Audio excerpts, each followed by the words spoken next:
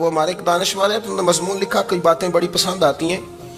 وہ کہتے ہیں کہ میری اہلیہ، ان کو بھی کسی نے مس گائیڈ کر دیا تھا، حالانکہ اچھی خاتون ہے، کسی نے مس گائیڈ کر دیا، تو وہ بھی سماجی اور ویلفیئر اور یہ خواتین کو شوق ہوتا نا بننے کا، تو وہ بھی سماج کے اندر اچھا مقام تلاش کرنے کے موڈ میں آ گئی۔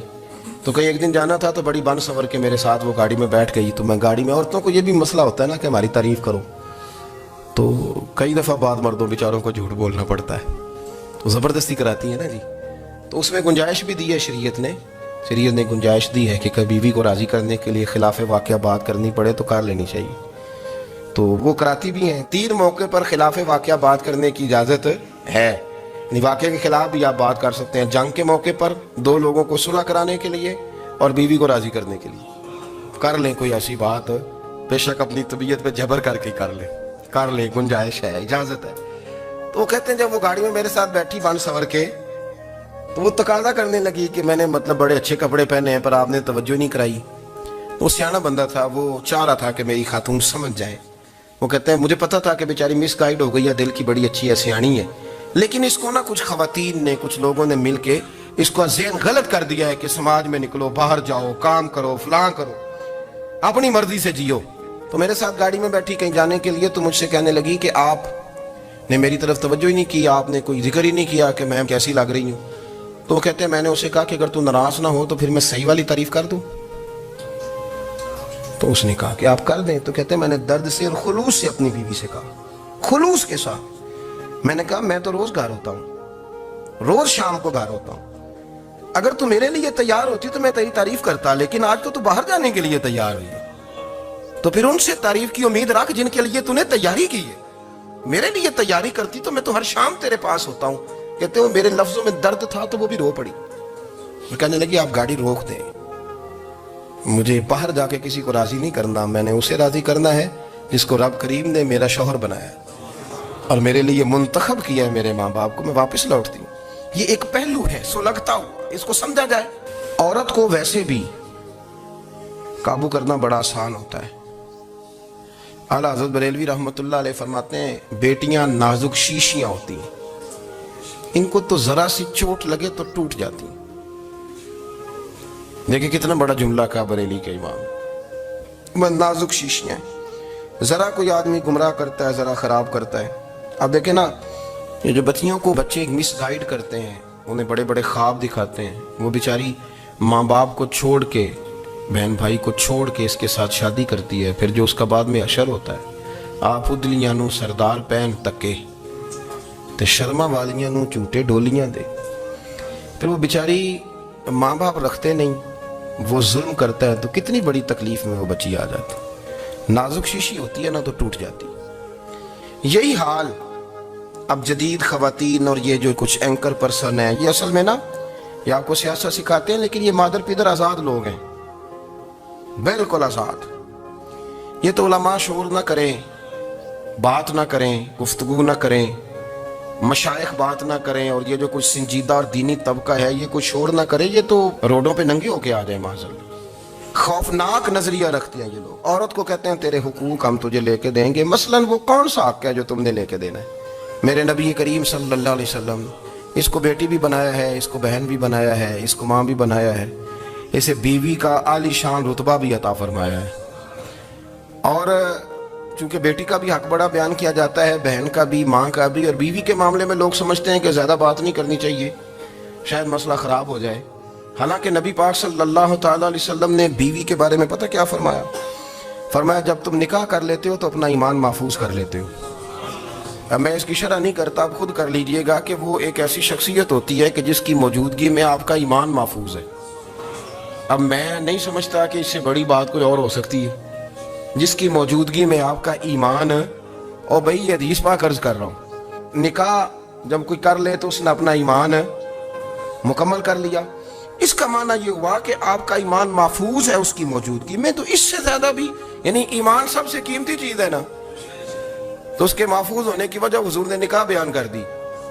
اب میرا خیال ہے بیوی اگر کوئی اس سے بڑا حقوق مانگے گی تو بیوقوفی کرے گی۔ اتنا بڑا درجہ نبی کریم نے اسے عطا کر دی، اتنا بڑا مقام دے دیا کہ تو خامند کے ایمان کے محفوظ ہونے کا ذریعہ بن گئی ہے۔ عورت کو جو حقوق رسول کریم صلی اللہ تعالی علیہ وسلم نے عطا فرمائے، نبی پاک نے جو حقوق دیے، دیکھیں نا حضرت عبداللہ ابن عمر رضی اللہ تعالیٰ عنہ کی اہلیہ بیمار تھی، تو جلدی جلدی سے وہ آئے، تو جب بہت جلدی ہو، سفر بڑا شدید تھا، تو آپ نے جلدی سے نماز ادا کی، جلدی سے چلے۔ آپ کے خادم کہنے لگے حضور خیریت ہے؟ فرمایا میری بیوی بیمار ہے۔ تو اس نے عرض کی حضور آپ کی اہلیہ بیمار ہے، تو آپ نے نماز بھی جلدی سے پڑھی، سفر بھی جلدی جلدی کیا۔ تو فرمانے لگے یہ وہ چیزیں ہیں جو ہمیں مدینے والے رسول نے سکھائی۔ آپ اس کیفیات کو سمجھیں کہ حضور صلی اللہ علیہ وسلم نے درس دیا۔ اور پھر ایک اور بہت بڑی بات، یہ فضیلت کسی اور کو نہیں دی، جو عورت کو حضور نے فضیلت دی، یہ فضیلت کسی اور کو نہیں دی۔ کبھی حضور نے فرمایا کہ تمہارا ابا تمہارے ساتھ بہت سخت رویہ کرے تو تم نے اس کو اس سختی پر داد دینی ہے؟ فرمایا چلو اگر وہ زیادتی بھی کرے تو تم نے اس کے ساتھ سلوک اچھا ہی کرنا ہے۔ لیکن آپ ایک بات کو سمجھے نا کہ بچے کے بارے میں، بیٹے کے بارے میں، بیٹی کے بارے میں فرمایا 10 سال کے ہو کے نماز نہ پڑھے تو سختی کرو، تمہارا ڈنڈا بھی لٹکنا چاہیے۔ بہت ساری جگہوں پہ بہت سارے لوگوں کے لیے سختی کا حکم دیا، لیکن عورت کے لیے حضور نے جو جملے کہے، اصل میں ہم سمجھتے ہیں کہ یہ ایک بات ہے، مشہور ہو گئی ہے روایت حدیث، تو بس اس کے پس منظر پر اور جملوں کے حسن پر شاید معاذ اللہ غور کرنے کی ضرورت نہیں۔ ذرا اس لفظ کی تاثیر پر غور کریں۔ حضور نے فرمایا عورت ٹیڑھی پسلی سے پیدا کی گئی ہے، یہ ٹیڑھی ہے، کو سیدھا کرنے کی کوشش کرو گے تو ٹوٹ جائے گی۔ تو حضور پھر ہمارے لیے حکم کیا ہے؟ فرمایا جیسی ہے تم اسی کے ساتھ نبھا کرو۔ آپ سمجھیں کہ اتنا محفوظ حضور نے درجہ دے دیا بی بی کو، اتنا محفوظ کہ فرمایا غلطی بھی ہو تو میرے غلاموں تم اس کے ساتھ نبھا کرو، گزارا کر لو۔ کو کیا اور حق چاہیے عورت کو، جس کو اس کی غلطیوں سمیت نبی پاک نے قبول کرنے کا حکم دے دیا کہ اس کی کمزوریوں سمیت قبول کر لو۔ اب اس کو اور کیا کوئی کمزوریوں سمیت قبول کرتا ہے؟ کبھی آپ دکان پہ بیٹھے ہو تو آپ کہیں بھی اس میں یہ بھی غلطی، میرے مال میں یہ بھی کمزوری ہے، یہ بھی کمزوری ہے، یہ بھی کمزوری ہے، تو کر لے قبول؟ کرتا ہے کوئی؟ کوئی شخص ایسا ہو جو کسی چیز کی کمزوریاں بیان کر کے کہ اسے قبول کرو؟ پر رسول کریم صلی اللہ تعالی علیہ وسلم نے نا ہمیں سبق دیا، حضور نے ہمیں درس دیا، نبی پاک نے ہمیں پیغام دیا۔ فرمایا یہ ٹیڑھی ہے، سیدھی کرنے کی کوشش کرو گے تو بیچاری ٹوٹ جائے گی، تو اس کے ساتھ نبھا کر جاؤ۔ آپ میری بات کو سمجھیے گا۔ چلیں میں اس پر ایک اور بخاری مسلم کی حدیث پڑھتا ہوں۔ حضرت سلمان فارسی رضی اللہ تعالیٰ عنہ اور حضرت ابو درداء کے درمیان بھائی چارہ تھا۔ مکے سے مدینے جب لوگ آئے تو حضور نے بھائی بھائی بنایا تھا، ان کے درمیان بھائی چارہ تھا، تو ابھی پردے کی آیات نازل نہیں ہوئی تھی، تو لوگ ایک دوسرے کی طرف جاتے تھے۔ حضرت سلمان فارسی رضی اللہ تعالیٰ عنہ حضرت ابو درداء رضی اللہ تعالیٰ عنہ کے گھر میں تشریف لے گئے تو دیکھا کہ ان کی بیوی بڑی غمگین بیٹھی۔ تو ہم نے فرمایا بہن کیا ہوا؟ تو کہنے لگی تمہارے بھائی کو دلچسپی کوئی نہیں رہی، ہر روز روزہ رکھ لیتا ہے اور ساری رات نفل پڑھتا ہے۔ حضرت سلمان فارسی کہنے لگے ٹھیک ہے کر لیتے ہیں بندوبست۔ نماز دین ہے کہ نہیں؟ دین ہے نا یہ چیزیں۔ لیکن حضرت سلمان فارسی جناب ابو درداء سے کہنے لگے آج میں نے تیرے گھر میں رہنا رات کو، کیونکہ وہ تو ساری رات نماز پڑھتے تھے، نفل پڑھتے تھے۔ انہوں نے کہا ٹھیک ہے، ایک بستر لا کے بچھا دیا حضرت سلمان فارسی کے لیے۔ سلمان فارسی فرمانے لگے دوسرا بھی لا۔ کہا وہ کیا کرنا ہے؟ فرمانے لگے تو نے بھی سونا ہے، میں نے بھی سونا ہے، تو نے بھی سونا ہے، عشاء پڑھیں گے اور پھر دونوں سوئیں گے۔ کہا میں نے تو نماز پڑھنی ہے۔ فرمایا تہجد کے وقت اٹھ کے پڑھیں گے، اللہ کے رسول بھی رات آخری حصے میں جا کے نماز پڑھتے۔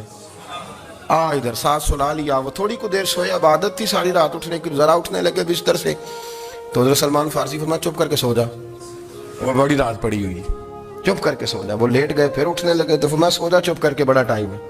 سحری کے وقت اٹھے، نفل پڑھے، ان کا ارادہ تھا روزہ رکھنے کا، تو فرمانے لگے کل رکھا تھا نا نفلی روزہ؟ جی رکھا تھا۔ پرسوں بھی رکھا تھا؟ ترسوں بھی رکھا تھا۔ فرمایا آج نہیں رکھنا، آج میں تیرا مہمان ہوں، سارا دن کٹھے مل کے روٹیاں کھائیں گے، آج نہیں روزہ رکھنا۔ سلا دیا۔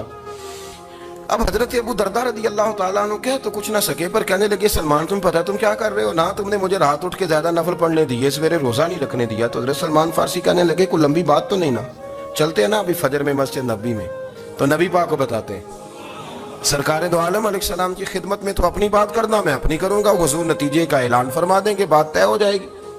حاضر خدمت ہوئے، عرض کی یا رسول اللہ صلی اللہ تعالی علیہ وسلم یہ ساری رات نفل پڑھتے ہیں، ہر روز روزہ رکھتے ہیں، ان کی اہلیہ غمگین بیٹھی ہیں، حکم فرمائیں۔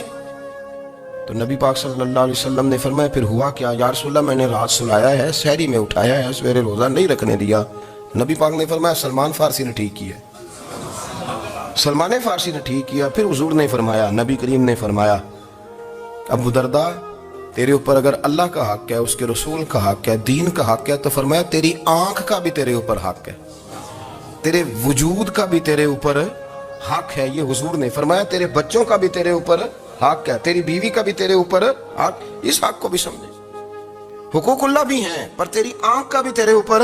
کیا مانا کہ تیری آنکھ سونا چاہتی ہے تو اسے سلا بھی. تیرے وجود کا بھی تیرے اوپر حق ہے, تو تیرا وجود آرام کرنا چاہتا ہے تو اسے آرام بھی کرا.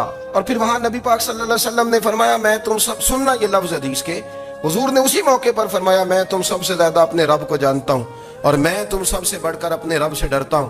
حضور فرمانے لگے, میں روزہ بھی رکھتا ہوں, افطار بھی کرتا ہوں, یعنی کبھی رکھتا ہوں اور کبھی نہیں رکھتا.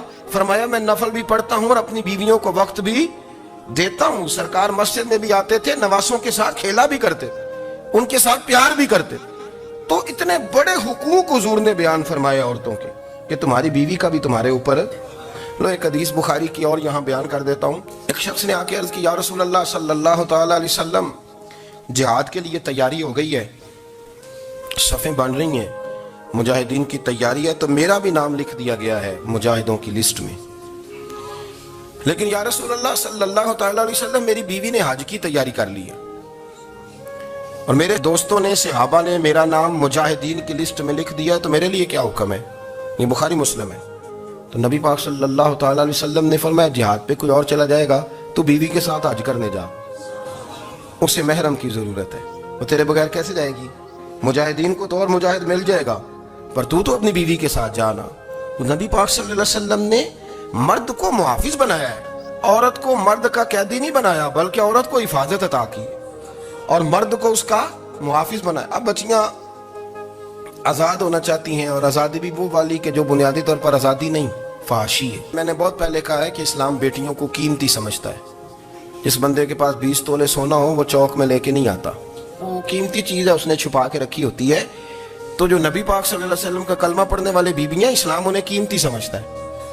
کہتا ہے کہ تم قیمتی ہو, لہذا گھر کے اندر رہو, تم باہر نہ ہو. لیکن عورتیں ہیں کہ ان کو بلا وجہ لوگ خراب کر دیتے ہیں اور بلا وجہ وہ اس مغالطے کا شکار ہو جاتی ہیں. اب آگے بڑھتے ہیں. قرآن مجید نے سورہ نور کی آیت نمبر 30 میں کہا کہ کل للمؤمنین یغضوا من ابصارہم, فرمایا کہ اے محبوب علیہ السلام, مومن مردوں سے کہہ دو کہ اپنی نظریں جھکا کے رکھیں, اپنی نظریں. اور اگلی آیت میں فرمایا وَقُلْ لِلْمُؤْمِنَاتِ يَغْضُضْنَ مِنْ أَبْصَارِهِنَّ, فرمایا کہ اے محبوب مومن عورتوں سے بھی کہہ دو کہ اپنی نظریں جھکا. مرد بھی اپنی نظر جھکا کے رکھے گا عورت کی طرف, لیکن یہ ساری پابندی صرف مرد پر نہیں, عورت بھی غیر محرم کا چہرہ نہیں دیکھے گی, اس پر بھی اسی طرح نظر جھکانے کا حکم ہے. جس طرح کہ وہ ہر دکاندار کو بھائی جان کہہ کے گفتگو کرنے کی اس کو بھی اجازت نہیں ہے کہ وہ بھی وہ سمجھے کہ پابندی تو مرد نے کرنی تھی, میں نے تھوڑی کرنی تھی. وہ جس کے پاس جائے, جہاں بھی جائے, ڈاکٹر کے پاس جائے, باہر جائے, تو وہ جس طرح مرضی اس کا دل چاہے وہ بات چیت کرے, اس کی عورت کو بھی اجازت اسلام نہیں دیتا. بنیادی طور پہ اسلام شرم و حیا کا دین ہے, حیا کی بات کرتا ہے. حیا کی جب ہم تعریف کرتے ہیں تو حیا کی تعریف یہ ہے کہ کوئی کبھی چیز دیکھ کے نا تو آپ کی طبیعت میں کراہت محسوس ہو, آپ کوئی غلط جملہ منہ سے نکالتے ہوئے ذرا جھجکیں, آپ کوئی غلط بات کرتے ہوئے تھوڑا بوجھ محسوس کریں. ہمارے ہاں تیزی سے فروغ پایا ہے بے حیائی میں. سنگیوں کی محفلیں, یاروں کی محفلیں, اس میں غلیظ گفتگو ہوتی ہے, الا ماشاء. ان دوستوں کو بڑی پاک صاف گفتگو کرنی چاہیے. دوستی کا رشتہ بڑا مقدس رشتہ ہے. جو یہاں ایک دوسرے سے پیار کریں گے جنت میں بھی اکٹھے داخل کیے جائیں گے. شرط یہ ہے کہ پیار اللہ رسول کی رضا کے لیے ہو, لیکن اس کے اندر اگر آپ کی گفتگو کچی ہو, کمزور ہو, فحاشی والی ہو, عریانی والی ہو. وہ ہمارے ہاں تو اب اس کو لوگ فیشن سمجھتے ہیں, اس کو مردانگی کی علامت سمجھتے ہیں کہ وہ جی ساری باتیں جی وہاں ہو گئی, اور جس کا جو جی چاہا اس نے کہا. آپ جب حیا کے دائرے میں ہوتے ہیں تو آپ خود بھی سکون محسوس کرتے ہیں. دیکھیں نا, آپ کو نیند سکون سے کہاں آتی ہے؟ جہاں کمرہ بند ہو, چاروں جانب دیوار ہے, اوپر چھت ہے, خالی دروازہ بھی کھلا ہوا ہونا, تو جب بندہ سکون لینا چاہتا ہے تو کہتا ہے یار ذرا دروازہ ذرا بند کر دو. وہ اچھی طرح اپنے آپ کو چھپا لیتا ہے نا حیا کے پردے میں, تو اللہ اسے سکون عطا کرتا ہے. اور جو اس سے بھی زیادہ ٹھنڈی نیند میں جانا چاہتا ہے وہ کہتا ہے لائٹ بھی بند کر دو, اب وہ مکمل طور پہ سمجھتا ہے کہ میں چاروں جانب سے چھپ گیا ہوں، اگر میں کھول کے بھی سو جاؤں گا تو میرا چونکہ پردہ قائم ہے تو مجھے کوئی دشواری نہیں ہوگی۔ آپ جب چھپ جاتے ہیں، جب آپ حیا کے اندر سمٹ جاتے ہیں، جب آپ چادر کے اندر آ جاتے ہیں تو آپ بہت ساری جگہوں پہ آسانی محسوس کرتے ہیں۔ تو حیا تو آپ کو سکون دیتی ہے، حیا تو دل کو راحت دیتی ہے۔ میں بڑی ذمہ داری سے بات عرض کرتا ہوں، قرآن مجید نے نا ایک مقام پہ مذاق کو، ایک مزاح ہوتا ہے خوش طبی، وہ نہیں، مذاق اڑانا، قرآن پاک نے نا مذاق کو ایک جگہ پہ جاہلوں کا طریقہ بھی قرار دیا ہے۔ بنی اسرائیل کے لوگوں سے حضرت موسیٰ نے کہا کہ گائے ذبح کرو اور ایک ٹکڑا مقتول کو مارو، زندہ ہو کے خود بتا دے گا مجھے کس بندے نے قتل کیا۔ تو کہنے لگے آپ ہمارے ساتھ مذاق کر رہے ہیں۔ تو قرآن مجید کہتا ہے کہ حضرت سیدنا موسیٰ علیہ السلام فرمانے لگے اعوذ باللہ ان اکون من الجاہلین، فرمانے لگے میں اللہ کی پناہ مانگتا ہوں کہ میں جاہلوں میں سے ہو جاؤں۔ یہ مذاق کرنا تو جاہلوں کا طریقہ ہے۔ اگر آپ کی زبان سے بے حیائی کا جملہ نکل گیا، اگر آپ کی زبان سے بے حیائی کا جملہ نکل گیا، آپ نے کہہ دیا کہ ہم آزاد لوگ ہیں، جو مرضی کریں گے، جو مرضی کہیں گے، جو ہمارا دل میں آئے گا کریں گے، تو پھر تو لوگ آپ کا وہ حشر کریں گے کہ آپ سے برداشت ہی نہیں ہوگا۔ جس کا لوگ مذاق بنا لیتے ہیں اور جو مذاق بن جاتا ہے پھر اسے کوئی جینے دیتا ہے۔ آپ حیا کی چادر میں چھپیں گے تو بچیں گے۔ اگر آپ نے اپنا مذاق بنوا لیا یہ کہہ کے کہ میں نے مرضی کرنی ہے، پھر یاد رکھنا چھپنے کو جگہ نہیں ملے گی۔